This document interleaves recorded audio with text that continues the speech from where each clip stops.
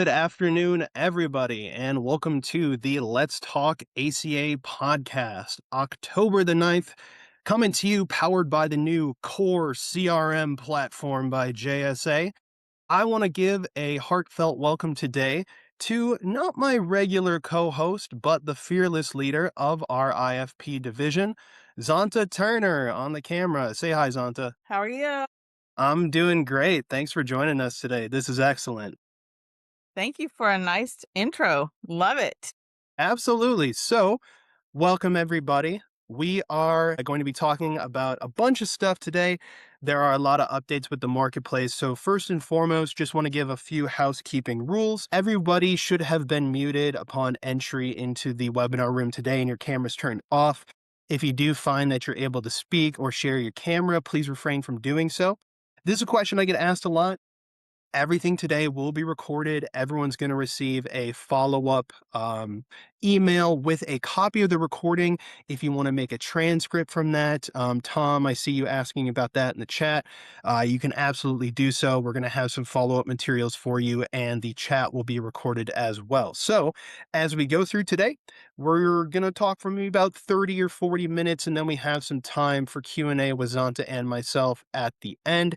As we're going through the presentation, please feel free to put any questions, comments, remarks, whatever you have into the webinar chat. This is a little bit more of a free form medium than what we do with some of our other presentations. So we're all about the engagement. We want to talk to you guys, get some feedback from the field as well. So if you have any questions, please put those in the chat as we go along, and we're going to have some time at the end to go over them with everybody today. And we're going to be hanging out as long as we have questions. So feel free to hang out with us. All right.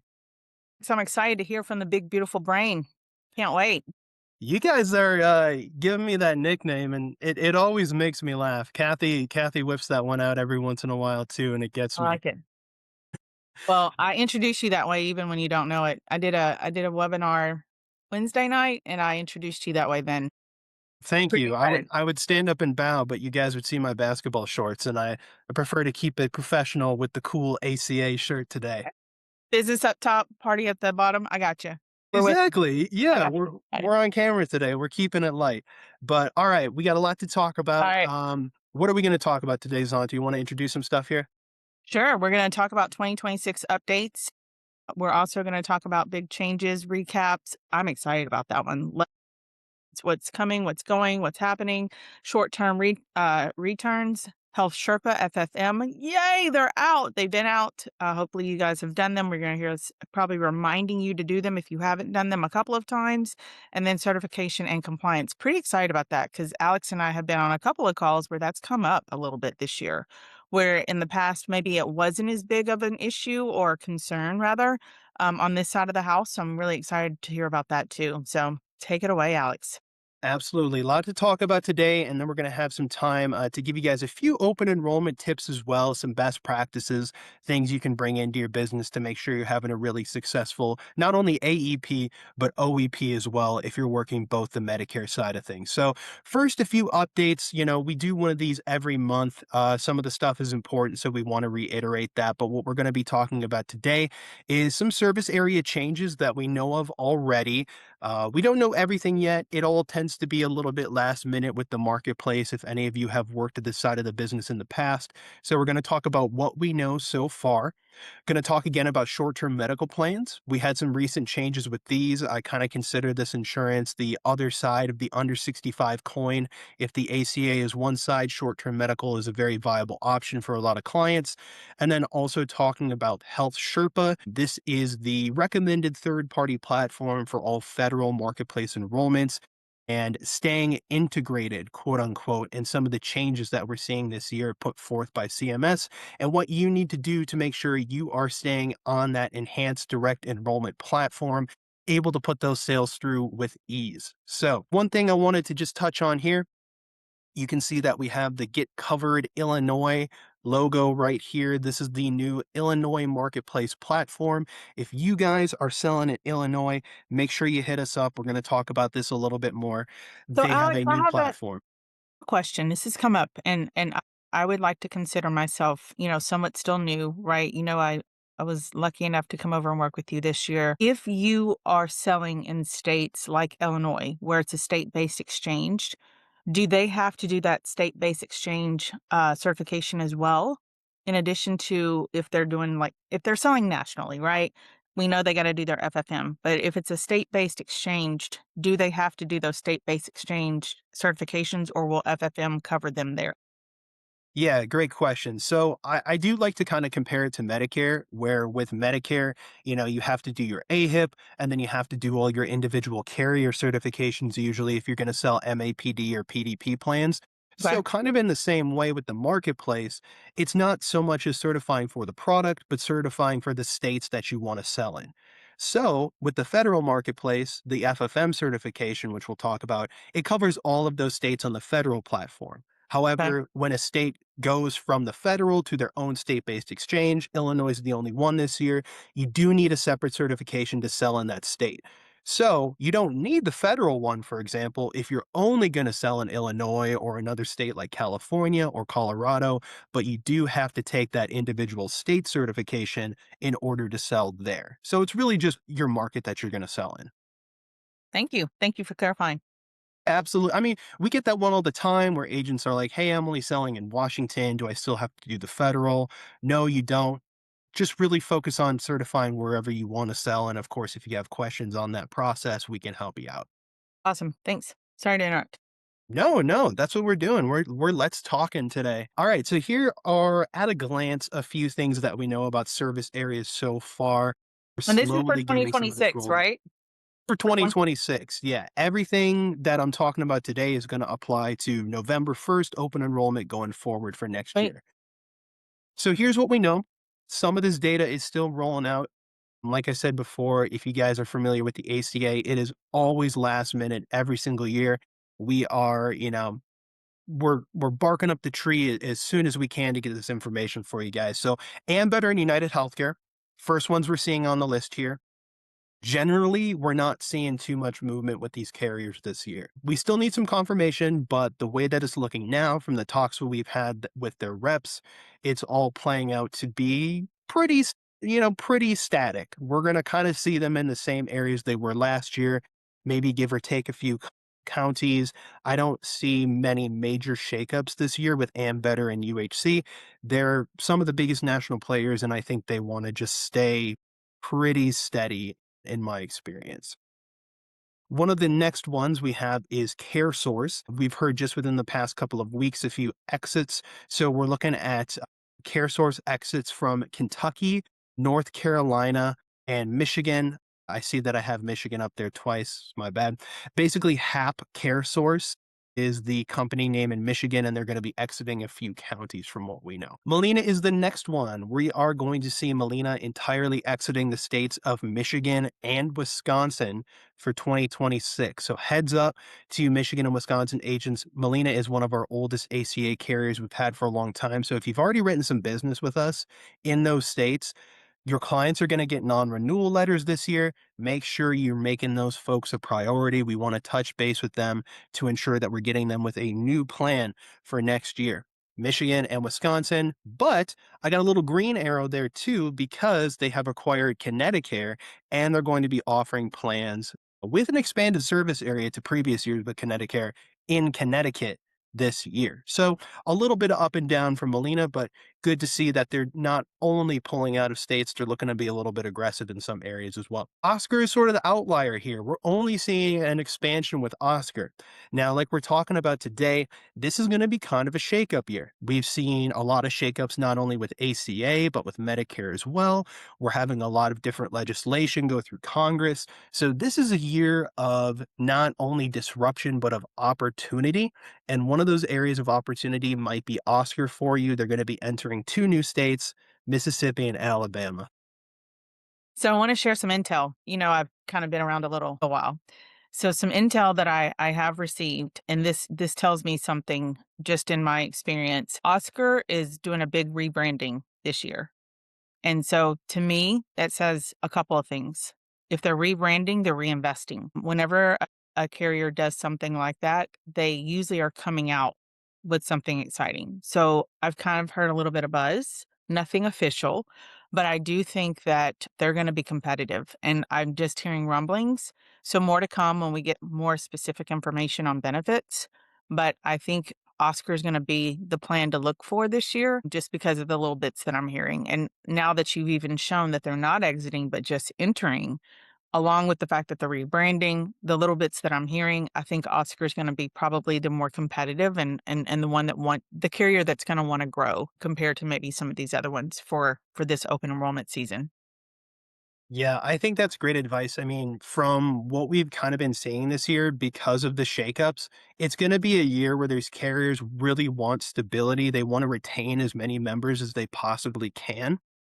So, with a company like Oscar coming in with a state expansion, you know they're going to have to be competitive. And I think we'll really see some good rates from them this year and make it a very viable plan, especially in those new states. They're not going to enter a new state if they don't think that they can be competitive there. So that's some great advice. Friendly reminder here, I do see a couple questions in the chat and Let in the Q&A. let me look Keep them coming. for you. Let me be your Vanna. Thanks, So do we Santa. want to answer questions now? Because I'm new to this, or are we holding them to the end? You You tell me. know, if it's something quick, we can answer them now. Otherwise, I want to keep most of it towards the end. However, I do see one here in the chat from Becky, but let's move right along here. We got a lot to talk about today. So, like I mentioned, the Health Sherpa staying integrated. Here's the breakdown of that. Now, there's a lot here, but let me kind of spell it out in the simplest terms. Where in the past, and I know agents got a little bit annoyed with this, is every time you wanted to log in to Health Sherpa to do an application, it popped up and it said, hey, make sure you re-log in with CMS to integrate all of your data so that we can confirm that you're ready to do this enrollment. Now, we had a few agents kind of get nervous, and we were sort of annoyed as well because CMS wanted to essentially change this, or the new legislation wanted to change this to a 30-minute timer. So, this is where even if you were already logged into Health Sherpa, sitting around for 30 minutes while you're talking to a client, you're going over this and that, you're talking about the weather, 30 minutes later, you have to do that re verification. Super annoying. However, it's been changed. It's back to a 12-hour verification. So, fully heads up, if you're working with Health Sherpa, every time you log in on the daily, pretty much you're going to have to do that re sign in to your CMS to reintegrate your data. Just make sure you're aware of that. So, here is sort of at a glance the things that you do have to reintegrate for and things that you don't have to reintegrate for. Some of the big ones that don't require integration are just looking at quotes and doing some plan shopping. Thankfully, if you're just doing some quotes with a client, if you need to send them something, you can do the quoting. You can also be checking your leads or your referrals that you give to Health Sherpa. However, anything involving what's called their EDE platform, the Enhanced Direct Enrollment Platform, you're going to have to sign in every time you do that. Same thing with submitting an application or updating data that's, synced with the marketplace. Just be aware that you're going to have to do that. So make sure you have that data on hand. Make it easy on yourself. Get a password management system to be able to more efficiently sign in every time that you need to with Health Sherpa. Okay, so here is some of the big talk, and we've even had a little bit of a recent update on it. One of the biggest things we saw with the OBBBA, as I'm calling it, that's the One Big Beautiful Bill Act, was some changes in the marketplace that were not only for this year, for the upcoming 2026, but years in advance. I'm talking 2027, 8, and even 9 and 30. However, with the stuff that is going to be affecting 2026, we had some pretty recent changes, which I'll go over on the next slide as well. But generally, there were a lot of big things coming down the pike that agents were getting kind of nervous about. So I want to be the first one to say here, if you haven't heard it yet, the changes are not going to be as significant this year as we thought they were going to be, which is excellent. It's going to take sort of some of that headache out of navigating those changes for you as the agent and just make it easier and make sure that you guys are able to do the business that you need to do without too much of a headache. But let's talk about the big one here. Zanta, I know that, in your time as an agent and working in the industry, you've seen a lot of changes. And so I just kind of want to ask you, with your experience, what tends to be sort of the result of changes. And I know we've talked about this internally a lot, but what's your kind of take on that, just briefly? So, put me on the spot there. Anytime we've seen changes, actually, from an agent perspective, it's actually been good for agents. Agents actually usually benefit when we see changes, believe it or not, especially the agents that don't get scared away immediately. Because, like Alex said, oftentimes, whenever there's changes coming, even like last year with the Part D on the Medicare side, there was a lot of concern and fear, which was, very, very understandably so, but with that came a lot of opportunity. So anytime there's a lot of change, there's a lot of opportunity that comes with that. And just like Alex mentioned with this one, there's been so much talk and there were a lot of proposed changes. Like if you've been on these calls with Alex and Kathy, you've heard like on every month how many proposed changes have been requested. But as Alex just mentioned, the impact has not been as great as they really, really thought they were going to be. But even with the changes that are coming, anytime there's change for an agent, it just means opportunity. And I think most of us as agents, as a sales minded person, we see it as opportunity. Like, how do we shift it to glass half full, right? Because anytime there's a change, it just means there's an opportunity somewhere. And that's, I guess, my mindset. No, I couldn't agree more. I mean, I think that's the sentiment that we've really been trying to share with a lot of agents is that change and disruption, it also equals opportunity. Just as an example, one of the things I've been seeing is that with everything that came through with the One Big Beautiful Bill Act initially, some of the agents that were working with it in the past, maybe only on a more short-term basis for the last couple of years, or if they wanted to get into it, they saw a lot of this stuff and they said, whatever. That's way too much red tape and stuff for me to learn when I'm already dealing with Medicare and other lines of business. I'm not even going to touch it. But then we see carriers like Aetna who are exiting the market nationally for 2020. Just saw on the previous slide, we're going to see some exits, a little bit of entrance from Oscar. I know we're going to see shakeups from other carriers as well. What does that mean to me? It means that there are other agents out there that aren't willing to put the time in. They will be leaving that money on the table, leaving those referrals on the table, those relationships with clients on the table for a more savvy, a more dedicated agent to come in and service that business where those folks are going to need to be picking a new plan this year. My parents, for example, they had a Molina plan in the past in Wisconsin. They got their letter. They're already asking me, hey, can you give us an agent? Can you help us out? We need to make a choice. These are choices that need to be made because, in the case of this year, these plans are exiting. Illinois being a state based exchange, Wisconsin on the federal, some of these other states are a mixed bag. They won't automatically be re rolling these clients over to like products or new plans. So they will need to make a choice. So I think in a time like this, whether you're a new agent, whether you are a seasoned veteran in the insurance industry, these are the years where you can really make a difference and take a good chunk of business and put that on the books for future years as well. Really, Alex, this is your question. opportunity. So this one has come up quite a bit and it just came up on the chat. And I think it's probably for your more probably seasoned agents is probably the bigger concern.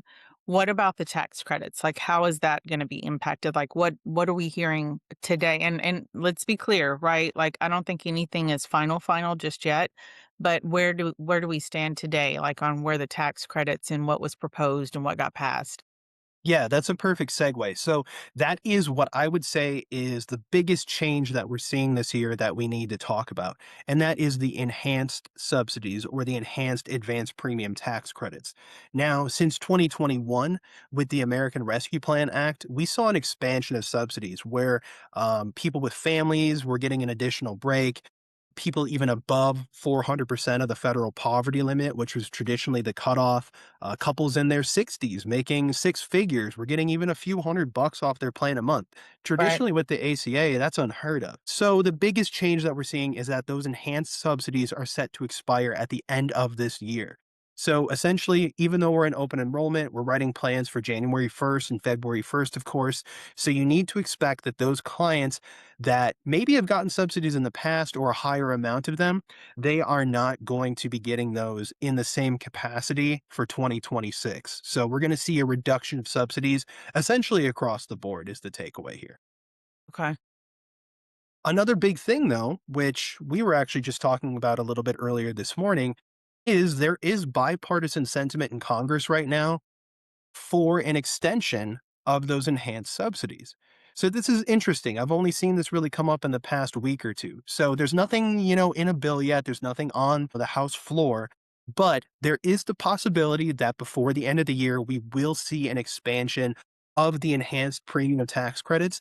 I would love to see that. It gave agents a lot more ability to do business with different income ranges of clients. It really expanded the clientele essentially that made ACA plans were a viable option for them, right?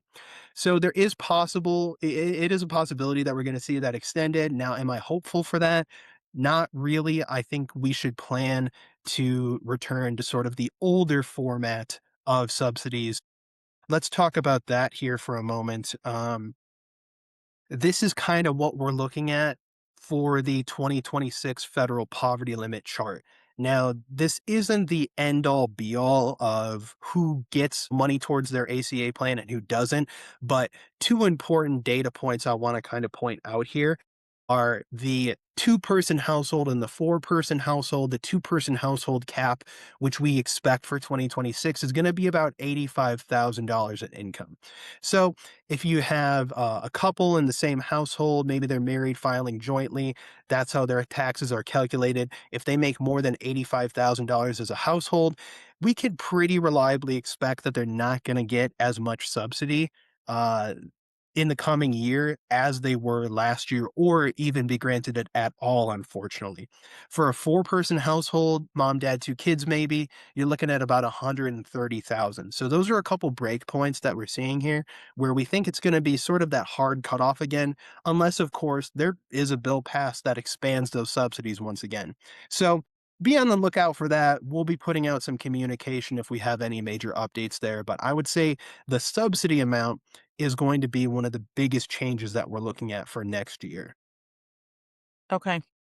Thank you. So, like I said, there were some pretty big changes put through with the One Big Beautiful Bill Act back in July that actually, just within the past month or so, we're seeing might actually be overturned. Now, as it stands right now, there was a U.S. District Court ruling in the state of Maryland that essentially declared that some of the provisions put through with the act were unconstitutional based on the existing law in the ACA. So, without getting too heady here, what does this mean? What's the takeaway, right? There were some big changes where there was going to be a $5 auto enrollment fee for clients that were already getting a $0 premium.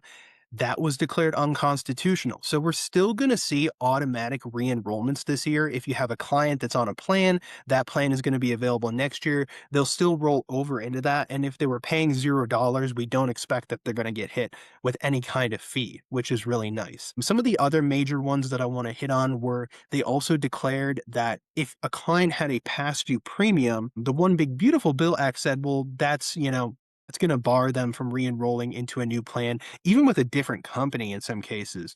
The court ruling said that this was unconstitutional. If a client has a past due premium, they have an obligation to pay that. The company can seek that out from them. However, it does not prevent them from getting coverage for the next year. You can't deny somebody health coverage because of that. The other big ones are just verification. So whether it is providing data to verify an SEP, like a change in residence or, a marriage or divorce, or if you needed to provide additional income verification in order to get those subsidies, the court is ruling that this was essentially burdensome, not only to the client, but also to the marketplace itself. It was too much administrative bureaucracy. It was going to take too much time and money. So they are kind of lessening those verification requirements to basically what we're seeing now. So what does that really boil down to? Essentially, you're going to be able to sign a client up for a loss of coverage or a change in residence, and the marketplace isn't going to be obligated to request documentation for that client. Now, they currently do in some cases, but it's not going to stop the client from actually getting enrolled into the plan. And then they can be followed up with afterwards by the marketplace to say, okay, well, we've enrolled you. You have your health coverage first of the month. Fantastic. Can you just give us, your address? Maybe a bank statement proving your income, something like that. There was a lot of heightened verification requirements that were going to be put into place to make that a much more burdensome process for the client. And in the marketplace's case, verification, we are already seeing with the SEPs taking 30 days, 45 days. So thankfully, this will smooth out the enrollment process during open enrollment. We're not going to see as much, as much of it being bogged down. So kind of on the right side here, I have some stuff X'd out as you can see. These were some of the major changes. So really the big takeaway this year is we're not going to pull the wool over your eyes. There's going to be less subsidies as it looks right now. And in general, we are seeing high rate increases, probably around between 10 to even up to 20% in some cases for the base plan premiums for a lot of these carriers. So your clients do have to expect a little bit higher rates this year. My tip is to evaluate their plan if you have somebody that's maybe in a silver or a gold tiered plan, and make sure that you're getting something that's affordable for them, possibly bumping them down a tier into a silver or a bronze plan if they're eligible to do so to give them a little bit of savings. So a question just popped up. I'm assuming they're in Florida or on the East Coast. They're asking, would an SCP, I guess, be for hurricane damage areas? Would that be cause for an SCP? Yeah, good question. So the marketplace does recognize FEMA SCPs. So if anywhere is declared a FEMA disaster area, and they have a link to it, like you can just go and check what's the current FEMA disaster area, there will still be SCPs for people that missed an enrollment period due to some kind of catastrophe, I Natural guess, for lack disaster. of a natural disaster sounds a lot better. So yeah, no, there's FEMA SCPs on the marketplace as well. We commonly see those used in, the Southeast, Florida, Georgia, the Carolinas. So, yep, that's still going to be viable for next year. Great questions. And by the way, we are going to go through all of them. Just the ones that are kind of just easy to answer right here, we're answering now, but some of the ones we will get to. So Well, yeah, keep them coming, everybody. And we're going to hang out and answer all of them for you guys. And that will be in the recording as well. So, just to recap here before we move on to short term medical, expect higher rates this year, lower subsidy, unfortunately, but we do still have a chance to see that expanded. Now, going into next year in 2027, I do expect to see some appeals for some of these changes from the US District Court ruling. But as it stands now, the nice part is we're not going to see a ton of updates on the enrollment process for this open enrollment. Rest assured, I don't think doing business is going to be as difficult as a lot of agents thought it would be. So, good news there. Short-term medical. Zanta, you want to kind of give us a little preface on this one? We heard about this from CMS a little bit ago, and what have they kind of said in general? So this is pretty exciting. I'm not going to give all of the tidbits because that is going to be left to the big, beautiful brain. But what's exciting about this that I've learned is that short term medical is an option for you guys as well, for those of you who play in this space, because number one, the underwriting's different. Premiums seem to be a little more affordable for your clients. Commissions, I hear, are higher, and the opportunity to sell them has gotten better. So I'm going to leave that there to tee up the big, beautiful brain to tell you about it. But I my interests were already peaked. I will tell you, we have an agent who actually qualifies for our trips every year, and all he sells is this product right here. So, pretty exciting just because I don't know what he does. He literally that's all he sells, and Alex can probably tell you a little bit about it, but he does really, really well and he qualifies for our trips. So to qualify for our trips, he has to sell a lot. I'll just leave that there and pass it back over to Alex. But yeah, that guy is a rock star. I mean, with short term, it's also nice because we don't have some of the same CMS compliance around it. So we're able to incentivize you guys for selling it, which is great. We even base it off of annualized premium, not particular members. So if you sell some pretty high premium plans with these to clients that can afford them, that oftentimes there's still a break on a full price ACA plan, you can really earn some great points towards our incentive trip. Can't remember where we're going for next year, but I think it was like an Alaska cruise or something. Alaska cruise. Sounds pretty cool, y'all. I mean, but let's go around the Bering Strait. What do you say? Sell some short-term medical to get there. So, short-term traditionally was only able to be sold for 3 or 4 months at a time, depending on state law. Since It's from plan to plan, right? Like once you did 3 months, you couldn't go back to that same plan. Is that how it worked, right? Yeah, correct. Usually these companies had rewrite limits where you weren't able to apply with the same product. You'd actually have to kind of flip flop to another carrier or another type of insurance entirely. As of last year, September, and I guess let me go back a little bit further. Then, during the first Trump administration, we saw these plans expanded. We saw them out to 1 year, 18 months, even tri term plans, which are 3 years of coverage in one instance of underwriting, one application. Then, there was a regulation last year in September where they reduced the durations back down to kind of a more traditional 3 to 4 months. Now, just since August, we're seeing a statement from CMS saying, okay, well, the regulation is still there. However, we're going to make an appeal on that. And in the meantime, we're not going to enforce it.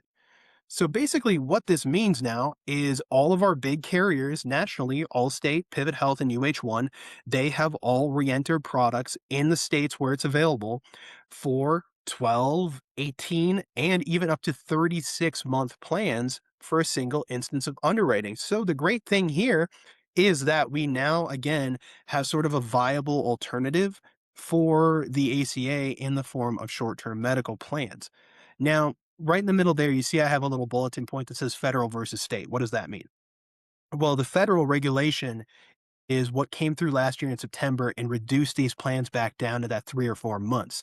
Now, again, we're seeing on a federal level, hey, we're not going to enforce it. Thus, the durations are back up. Now, state law plays a big factor in short term medical plans. Some states like California or New York, Colorado, they don't even offer this type of product because it essentially goes against like the credibility standards for insurance in those states. So, there's still a little bit of play here between federal and state. There are going to be areas where you can't offer these plans, but a good client who I think is a short term eligible is going to be somebody that's maybe a little bit older. They might be a bit higher earning, but they are healthy enough to pass the underwriting on these products. And maybe they're losing that enhanced subsidy. So they're going to be paying quite a bit for that ACA plan. Look for a short term medical option. You So could potentially give them a safety net. two questions that just came up that I think are really good. Are they are these plans do the plans out there that include do they include pre-existing conditions? Yeah, so let's answer that one first, because that's 100% the biggest and most important difference between short term and the ACA.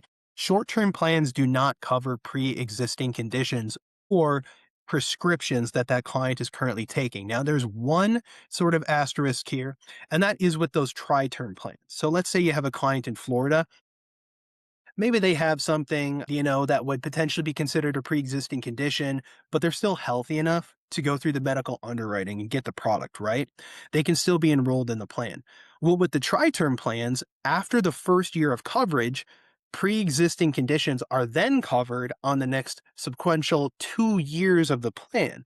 So it's kind of interesting. Like if your client is able to ride out a year of not having a condition covered, but they're still healthy enough to get the product, they're going to be covered for the next two, which is kind of interesting.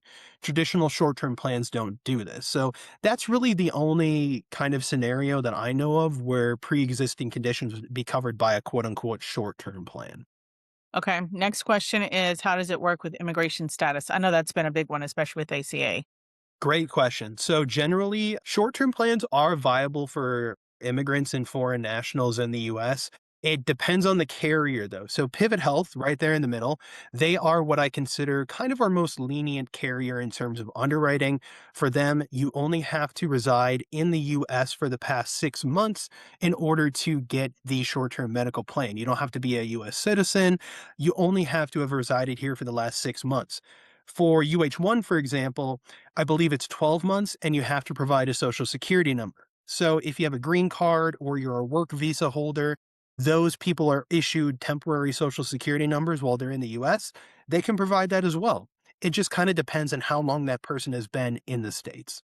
Okay. And then another question, which I think you actually have already touched, but would love for you to reiterate. It's saying short term typically only lasts 3 months. How could this be a replacement for ACA? Christy, a few months ago, I would have agreed with you 100%.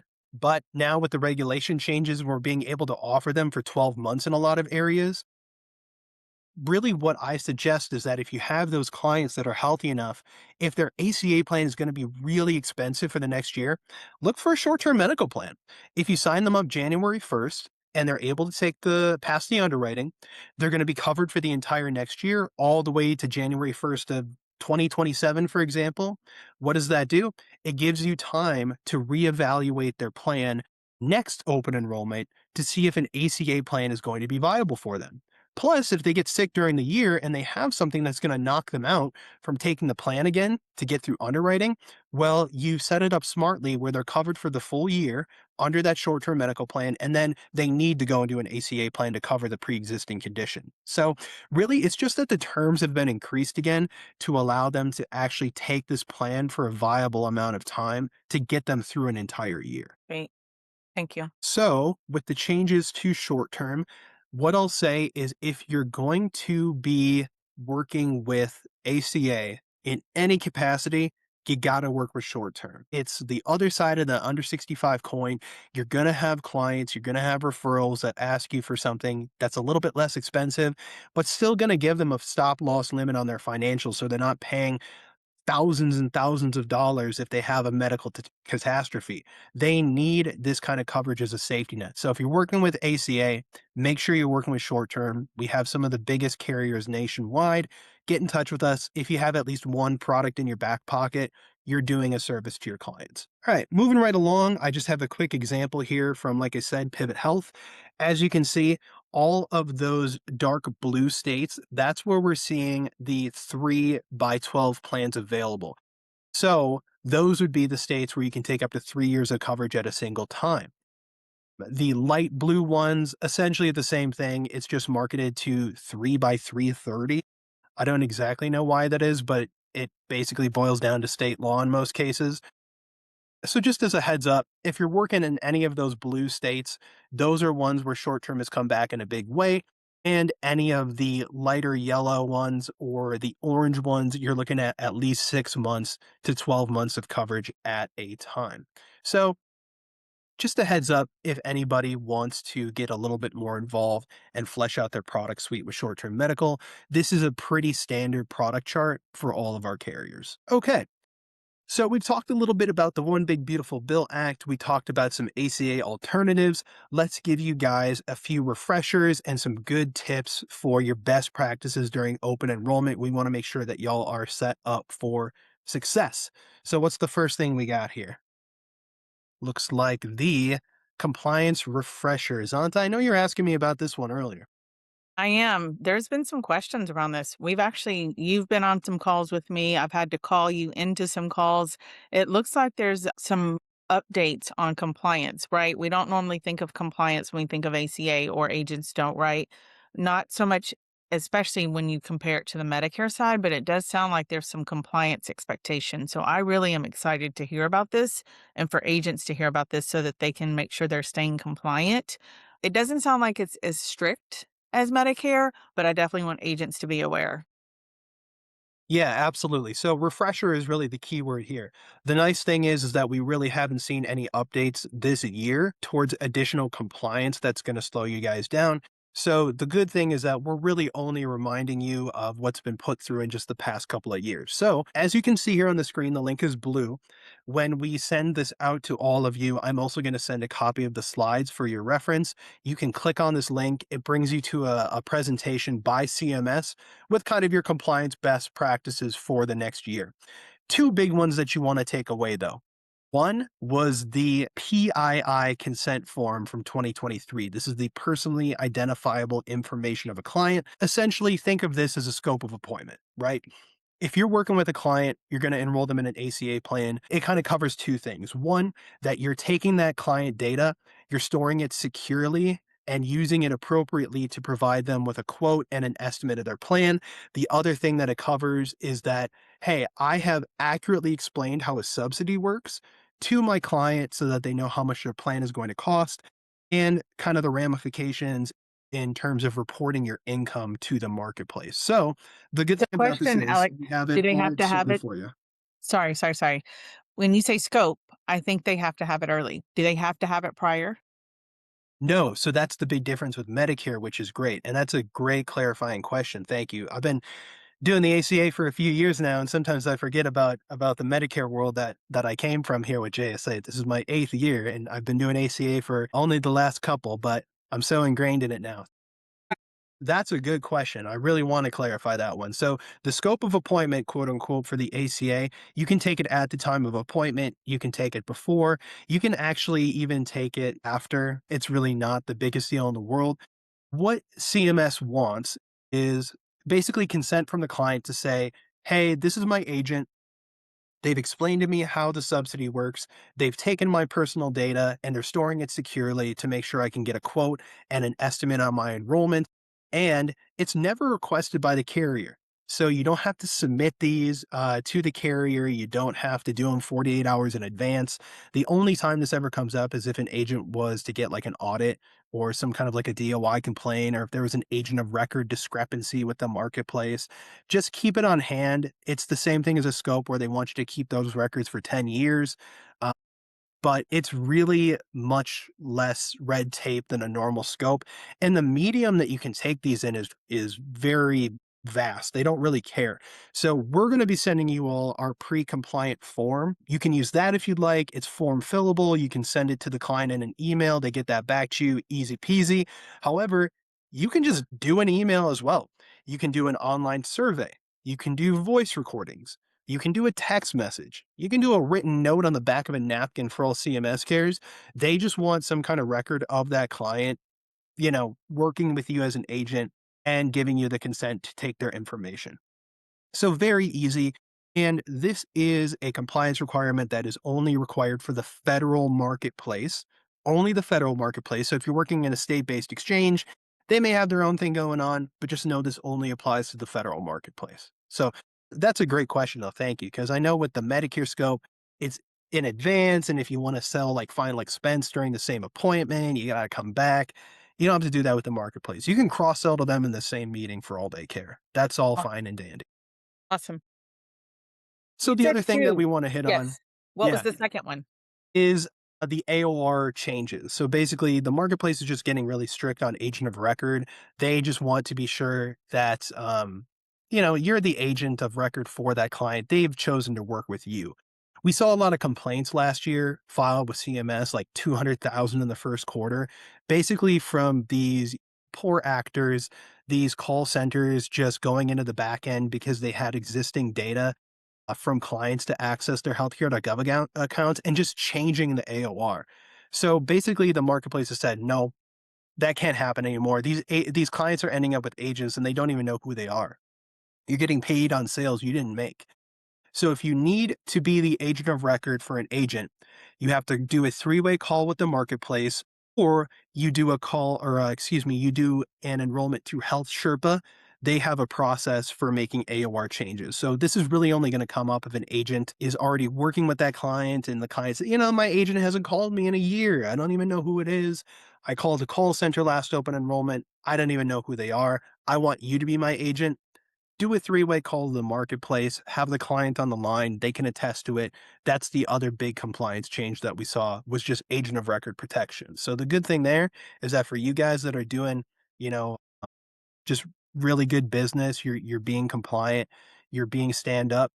That is in your favor because your clients are going to stay with you. They're not going to be able to be taken by call centers that had their data previously. So that's a good change. A little bit of a headache, but a good change. Yeah. Two questions. So one came up, and I think it was talking about the IIP or the thing you were talking about originally, the form. Is that available on her Health Sherpa where they do the enrollment? Yeah, they actually have a form for that as well. There's a method through the enrollment where you can collect that from the client. Now, in terms of the in depth, where do you click? What do you do? Let us know. We can always try to get in there and kind of walk you guys through it. But just know that yes, there is an option to do it through Health Sherpa, or if you take it in an existing method, like if you have a voice recording of that client, or if you have a PDF that they've signed off on, like we're going to send to you guys, you could store that in Health Sherpa on that client's account, like as a customer resource management, essentially. So There is a way to do it. I see Brad, you also asked, can you elaborate on the agent of record? Yeah, I'll talk about that quick just since we're talking about Health Sherpa. Basically, through their enrollment platform, they have a way where the client can do most of the application on their side. There's a method for it. I will make a note to send you all the guide from Health Sherpa on how to do that. But basically, it allows the client to do most of the application. And in that way, you don't need to call the marketplace. It will make the agent of record change effective because the client is the one doing most of the application. So there is a method for that. I'll send out a guide on how to do it because we do have a resource on that. So that's a good question, Brad. Thank you. Yeah, we'll send out the guide on how to do that, in terms of how to collect the PII consent form through Health Sherpa. Not And the sure agent about of record. that one off the top of my head, but I will look into that as well. And again, we're gonna get you guys all a copy of our pre-compliant form. If you want to use that, you can also modify it. You can turn it into a survey online. Whatever you want to do, that will be yours to use. No problem there. So we'll get you guys all a copy of that. I have one Uh, more question. Sorry. yeah, yeah, Excuse yeah. me. So this came up and it might be something some are interested in, but I just remember it. So we were on a call earlier this week and I think an agent asked about pre-recordings and that was something that was kind of an interest to me. Can you just for the group let them know where we stand for ACA? Is that something that's required? And is that something new that has come about with the new compliance or the refreshers, so to speak? Yeah, I remember chatting about that question a little bit. So it's not required. Call recording is not required. Recording the enrollment process is not required. However, if you wanted to do that, it's a best practice. I would say, it definitely helps in the event if there was an agent of record discrepancy or a complaint filed against you that you have the full recording of that client. But it's But not required. not required. No, you do not have to call record. You do not have to do any sort of in-person meeting recording. All that you have to take from that client is, like I said, the PII consent form that explains the subsidy and that they gave you their information for the purpose of enrolling them in a plan. Thank you. Just wanted to clarify. Thank you. No, that's a good clarification. I mean, especially if agents are working like a call center model, I know that's required for a lot of them just because of the nature of doing business in a call center. But for you guys out there, not required, although it's not a bad idea. Thank you. So, a couple certification heads up. If you are working in Illinois and selling ACA plans, certification deadline is 10/17. So, you got a little more than a week. Get over to getcoveredillinois.org.com, one of those two, and make sure that you are getting your certification done. I've heard of a few agents this year that it's not that bad. Should take you only a couple of hours. So, 10/17 is the cutoff. If you want to sell open enrollment plans for Illinois, 10/17. Keep that date in mind. Federal marketplace certifications are now open. We were pretty late this year, but as of 9/22, we are two thumbs up, good to go. Get in there. Should take you about, again, only a few hours. If you didn't done it past years, it's going to be really quick. Just a 10 So question pay every application. year, right? Like this is not you did it 1 year and you're done forever. This is something they have to do every year. Correct. State-based marketplaces every single year, federal marketplace every single year, annual certification, the federal marketplace. It's free, so you don't have to pay that $125 for the AHIP. Takes less time, unlimited tries, no carrier-specific training. Have your certification for the marketplace, your health license, and a contract. We can help you with the third one in particular. Make sure you have all the product that you need. And 3 steps, and you're ready to play. The ante up is really just making sure that you have the state certification for wherever you want to sell, whether it's state-based or the federal. But that is good to go right now. Federal, there's no time frame on that. Just make sure you're getting in there and you're getting it done. Nice. Thank you. Yeah, so a few of the state-based exchanges this year, Georgia and Illinois. Illinois is this year for the first time ever. Georgia was converting over the past couple of years. So just a heads up, if you're working in those states, make sure that you're aware that those are state-based exchanges. Again, reach out to us and we can make sure that you're getting taken care of. All right. And we have an update from Alicia. New York state certifications are only every 2 years. Thank you. Thank you, Alicia. That's great. We don't work with a ton of product in New York, so Yep. I'll be the first to admit I'm a little bit less familiar with that one. But again, But these state-based exchanges, they kind of run on their own platform, so there's going to be some differences there. Virginia is also one. That one converted about 2 or 3 years ago. I mean, I'm not listing all of them out here, but Virginia is another one. If you're working between there and Georgia, those are two that are going to require their own platform. So let's round out here. We have this is our last slide, and then we're going to do some Q&A. So let's talk about our open enrollment timeframes that we know so far. And Zonta, if you have any kind of good tips for the agents from your experience, we can throw those in there too.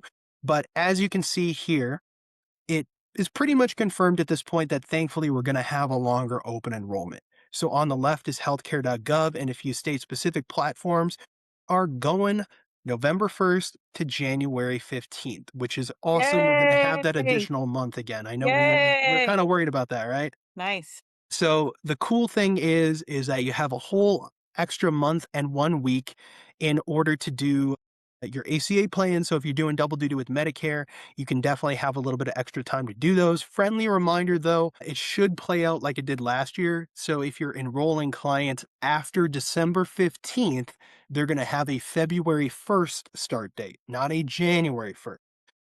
Remains to be seen exactly if that's going to be the same this year, but based on years past, I expect it to operate in the same way. So if you need those 1/1 effective dates to get them done before December 15th, that is going to be one of your cutoffs. The only marketplace we see so far with a shortened open enrollment is going to be Idaho. Covered California will also have the extended open enrollment to January 1st. So those are the timeframes that we're looking at. Again, you guys will get a copy of this, so no worries about taking a screenshot or anything. We have some Q&A coming up here. Zonta, any kind of final thoughts you want to give to the agents for a successful open enrollment? Yeah, I'll just share a couple here because I know I didn't think our call was going to go this long. Maybe I'll talk too much, but I'll just share a couple of things. Fortunate enough to talk to some really awesome agents, actually really hot off the press, and the agent might be on this call. Something that he reminded me of, and I actually had a prior phone call. You guys are friends with other agents, right? If you have agents that maybe don't sell in your space, you can actually get referrals from them, right? Maybe an agent is just solely with a carrier and they don't even sell Medicare, they don't even sell ACA. Give them a gift card for their referrals. Or, for ACA, we don't get as much in some cases or whatnot. You could give them a Starbucks gift card or whatnot. But they're going to be willing to kind of do a trade for a trade. Give them a referral for what they're selling, right? If they're just completely soloed to that carrier. That was a really, really kind of cool tip that he was sharing with me, that he gives money for like new to Medicare. I thought that was really kind of a nice reminder. Like, we can only give so much for that, but it's the other way around as well. I was talking to a person who she just sells completely life for a carrier, but we're going to talk later and maybe talk about her sending referrals over. So I thought that was a really great idea. The other thing that I'll share that also came up was agents that actually sell not just Medicare, not just ACA, or sell one or the other. When you're able to sell in a household and you get the whole household, whether it's ACA, Medicare, you're going to have a household for life versus just a client for life. I thought that was a really good tip too, because if you have that whole house, they're going to only want to deal with you versus I got to go to this person for ACA. I got to go to this person for Medicare. So even though a lot of times we get really complacent selling certain products, I think being able to sell different lines of business and them coming to you for everything, it's going to be able to give you not just retention, but also going to get you referral businesses. The other tips that I'll just share really quickly, we have a couple of agents that have been dabbling in schools, going to like their children or their grandchildren's schools and asking if they can put stuff in the teachers' mailboxes. And believe it or not, it's actually going over really, really well. So if you've got a flyer that you can ask to place in the mailboxes of your kid's school or your grandkid's school, tell them that you sell insurance, because a lot of times even the teachers don't have insurance unless they have it maybe through their spouse, or the bus drivers of of the schools don't have insurance either. I just wanted to share that tip. So I've always got little tidbits like that. I don't want to take away from the questions, but I just thought I'd share some really cool things that agents are doing here lately. Yeah, those are some great tips. And like you kind of said in the middle, be a community resource. Don't just be that Medicare agent. Just take, the time to get one or two of these products, one or two short-term medical, maybe something for cross-sell. I really recommend accident plans with the marketplace, helps clients get through their deductible. This is a great way to be that community agent, not just I'm the Medicare guy or gal. I do everything for you guys. I am the health insurance agent. I can take care of your kids, your grandparents, your family, everything that you need. And shout out to Kathi, who can't join us today. She is a grassroots expert. If you guys need marketing tips, how to get into the field, how to break into businesses, not, a B&E, but how to get your foot in the door in order to scoop up those clients and really get some nice referrals. These these tips from Kathi and Zonta, they have so much experience in the field that I can't share. So they are an excellent resource to you guys, and make sure you're utilizing them. So without further ado, Q&A time. I want to thank you all for really spending this amount of time with us, which I know is so valuable at this time of the year. So as we go through, let's go all the way back to the top. I see you guys have a lot of questions in the chat today, so shout out. That is awesome. First one I'm going to answer here is that one that got put through our Q&A. Tammy, is it true Molina is not paying commissions this year? No, that is not true. They are going to continue to pay commissions where plans are available. So, like I said, for Michigan and Wisconsin, where they are exiting those states, they're not going to have plans for next year. So, they won't be able to pay commission on something that's not there, right? However, where they are selling product, they will pay commission. So, no, they're not going to be discontinuing all commissions. I see another one here from Merlin. If we already have the ACA document authorization from a customer for last year, do we need a new one for this year? Great question. I get that quite a bit actually. So there is no time frame for the validity of those forms. If you have one from a client for last year, it's not a bad idea to take a new one, but the only time I would really recommend it as being like you need to take a new one is if they had an information change. So like if they got married or divorced, if they had a child, if they changed their address, if they changed their phone number, if they had a major change in income, take a new form. However, if most of their information is remaining the same, if they're just rolling over into the same plan, don't worry about it. That other form will still suffice for 10 years, actually. So good to go there. Great question, Merlin. Okay, let's look at the chat button. Hey, again, shout out to Fallon if you're still here. Appreciate you joining us today. Really like having everybody on the call. It's great interaction. Again, everyone is going to get a copy of the presentation as well as some of the materials that I talked about. I'll be sending all of you that actually probably this afternoon. Not going to be available tomorrow, so I will be getting that all of out to all of you very soon. Jody, Georgia and Virginia have separate exchange. Yep, those are state-based exchanges. Fallon, what do the companies look like in Tennessee? Fallon, feel free to get in touch with us. We have a full product catalog available. I always include that in my follow-up as well, so you're going to get a copy of that. Okay, Christy asks, if going direct without tax credits, should I bypass Health Sherpa? What would be the benefits of going through Health Sherpa? Good question. So Health Sherpa or healthcare.gov, the marketplace in general, the biggest benefit here, I would say, would be product availability. Now, most companies, they do offer the same products off exchange as are offered through the marketplace, so just purchase privately for full price. However, you still need the same eligibility, so you have to be in open enrollment or have an SEP. The only difference is that some companies, Molina is a good example, they don't offer any product off exchange.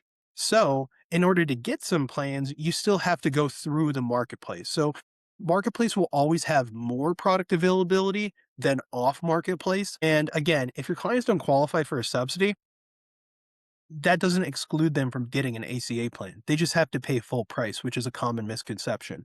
So, generally, just product availability is higher on the exchange. So while Alex is reading this, a couple of you guys have reached out to me directly. I cannot respond for some reason in the chat. I'll reach out to you directly. And then for those of you that asked for how to reach myself or Kathi, if you will email the ACA email address, we'll reach out to you. Sorry, Alex, I'm just answering. I No can't in the problem. chat. I'm so sorry. I saw a couple of those come through too. Jessica, I want to learn more about hospital indemnity for under 65 as alternatives to ACA plans, as well as helping small businesses with health insurance through ICRA. Jessica, we don't currently have an ICRA platform or software that we offer to agents. However, I've done a ton of research on it. Feel free to get in touch with me off of my follow-up email. I'll send you a bunch of resources on learning more about ICRA. For the hospital indemnity and ACA cross-sell, I would call it a cross-sell. Hospital indemnity plans, critical illness, accident, they all work great in conjunction with an ACA plan.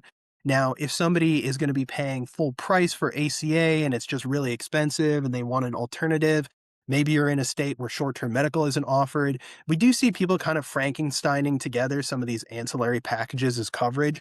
So just feel free to get in touch with me. I can provide you a few product recommendations that can kind of fit the bill. Deanne asks, my understanding is California requires an enrollment in health plan or there's a $900 penalty. Feds do not.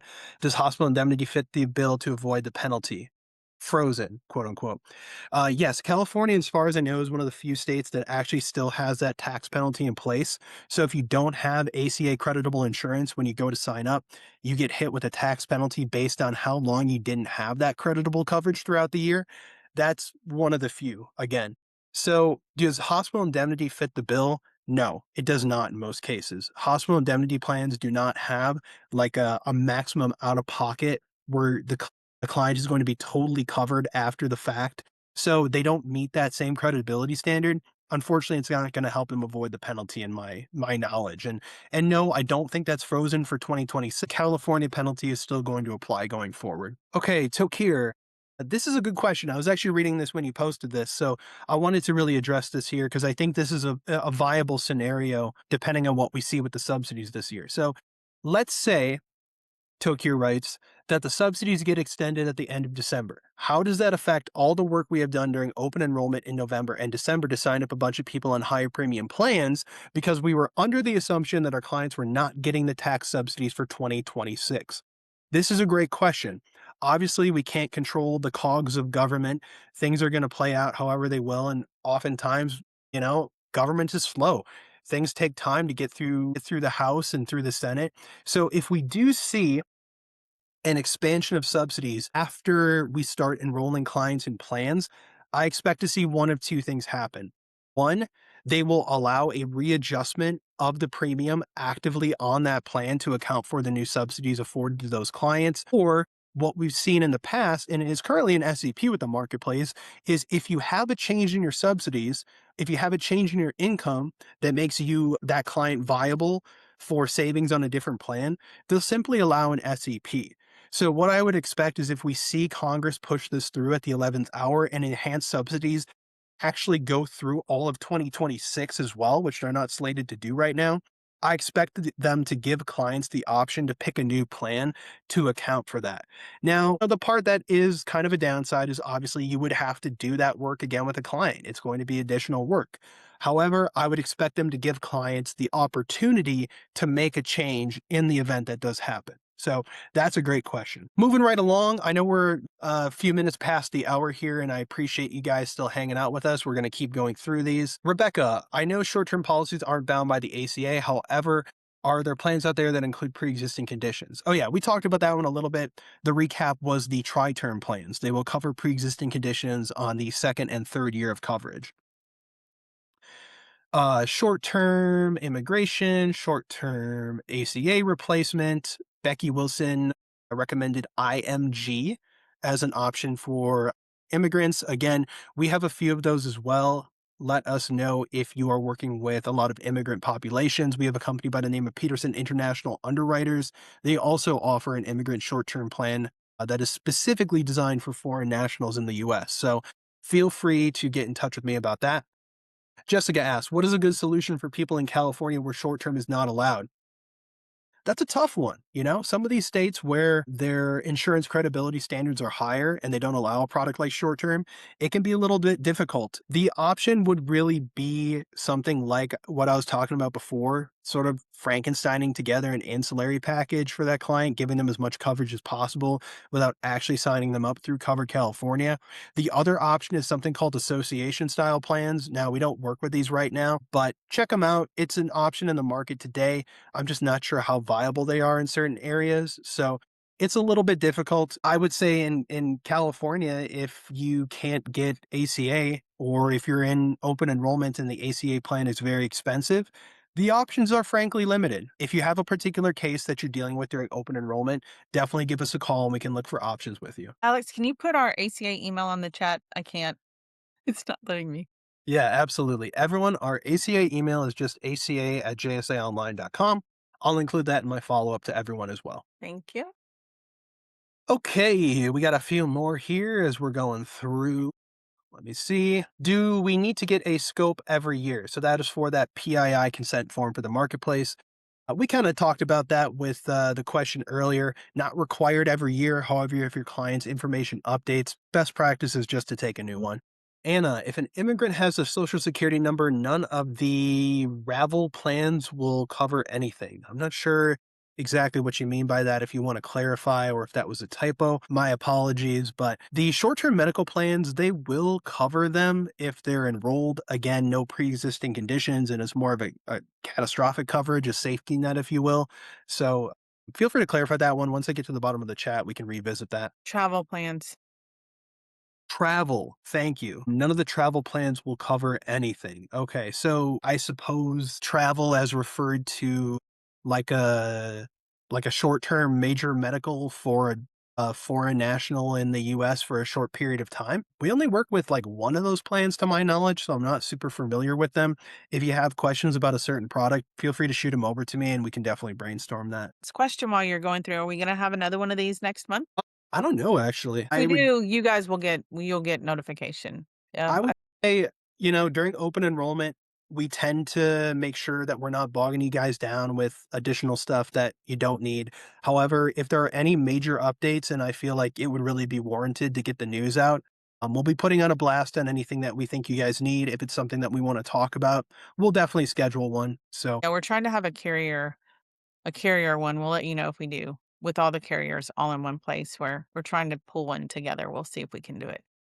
perfect. Becky posted a link in the chat to a list of all the state-based marketplaces. Very cool. Thank you for the assist, Becky. I'll also be sending out a list of those. Sandra, gassing you up, Zonta. You had some, I know. Oh, it's really sweet. I'm gonna reach out to her. and Rebecca as well. Diversifying your book, new lines of business. Absolutely. I mean, one of the big reasons why we decided to really make a break and play more in the ACA space in the last years is to give you guys that convenience. We want to be a one-stop shop for you, not just, Medicare's our bread and butter. I think it's always going to be. We are really proficient at senior healthcare. However, ACA is a growing market. We've seen massive, leaps and bounds in enrollment in the marketplaces over the We've past actually few seen some. years. Yeah, some major shift.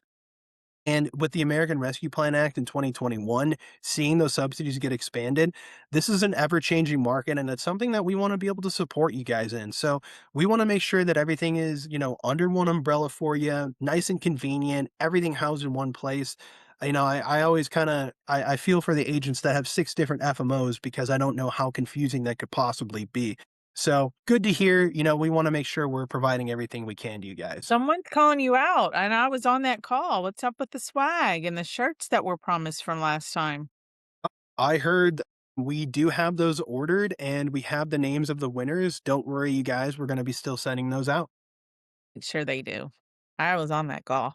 I'll let Yeah, you know when they get. yeah. I remember you were in the chat. You said give them some shirts. Yep, yep. Tatiana, I need foot in the door tips. Tatiana, follow I'm up with gonna us. reach out. I'm gonna reach out to Tatiana. Awesome. Thank you, Zanta. Brad shouts out. Thanks for joining us today. Appreciate that. Merlin, you asked that question as well. Thank you so much. Contact information. Sandra, thank you for joining us. You as well, Merlin. Yvonne, thank you so much. Okay, let's see here. Anna posted something about the Washington State Exchange. Yeah, they are making some commission changes, of course. There's going to be commission changes across most carriers today. It looks like this is specifically related to Molina. Let me see if I can quickly sum this up for the group here that is remaining with us on the call. So they are basically saying that Molina commissions are going to be going up in Washington. New business commission will be paid. They're redefining what a new member is, and then members being mapped from one Molina plan to another. Molina's remaining in the state of Washington is what it's saying. If they're remapping a member from Molina plan to a different Molina plan, that's considered a renewal commission, and they're paying different commissions for new and renewal policies in the state, is what that kind of boils down to. Rebecca, do you have access to any carriers that cover dental indemnity style plans? We only have one provider in the county that participates with networks. Dental is tough here. Yeah, I will include the contact information for our ancillary sales expert, Nuria. She has the scoop on all of the dental products, hospital indemnity. She's a really great resource at JSA. Feel free to hit her up. She'll be able to get you set up with some good dental products. We work with quite a few carriers. Deanne, what are association plans like MediShare? Yeah, sorry to just kind of mention that briefly. Association plans are a newer type of insurance in the market, essentially an ACA alternative for groups or individuals where you essentially join an association as a client that allows the health insurance benefits to be administered to you. Again, JSA doesn't broker any of these currently. We found a few issues with the plans, but I know some agents are having success with them. If you want to look into them on your own, I absolutely encourage you to do so. Just take it with a grain of salt. I think we're going to see maybe some of these coming out of the market for the next couple of years. There seem to be maybe a few loopholes that they're operating off of. Hard to say, but the ones that I have heard are being sold currently do seem to be working for clients, and they do pay commissions to agents. So check those out. Okay, let's go through the last of them here. So I'll reach out to Kathy and to Tom. Okay, sounds great. And then anybody else additional, we'll have Kathy reach out. Kathy or Kathy. And they just need to send an ACA at JSA email. Yeah, that is the best way to reach us, you guys, generally. ACA at jsaonline.com. That's the inbox that we all check on. So if you need something, feel free to put it in there, and we'll get you guys taken care of. So with that, I think we're through the end here. We've answered all the questions. Tom, Kathy, Deanne, thank you all very much. I appreciate your time today. And so with that, we are going to wrap it up here, guys. You gave us some awesome interaction to go 15 minutes over our time anyway. So Thanks really for staying appreciate with you us. hanging out with. Yeah. Thanks for having me, Alex. Hopefully, I know I'm not Kathy, but it's been fun. Hi, Betty. And I appreciate being on here. I know I'm not Kathy. You guys hopefully will get her back next time if there is. Well, there will be a next time. We just don't know if it's next month. But it's been fun. And Alex, as always, you are such a wealth of knowledge. I can't give you enough kudos. You're pretty amazing. Thank you, Zanta. I really appreciate you joining me today. This has been a lot of fun. Always like to get on and just talk to you guys. Here's what's going on. We can be a little bit long in the tooth. I know I can myself sometimes, but there's a lot to talk about, right? I just want to get in that brain. If I could get in that brain, it's just great. It's got a lot of knowledge there. Well, I think this brain needs some lunch. I'm about to go have a breakfast burrito, I Me think. too. I'm just the sell side. I just do sell. But the knowledge is great. Thanks, everyone. You guys have a great day, great week. And I'll be speaking to many of you. And like I said, if you guys have more questions, feel free to reach out to ACA at jsaonline.com. Perfect. Bye. Thank you, guys.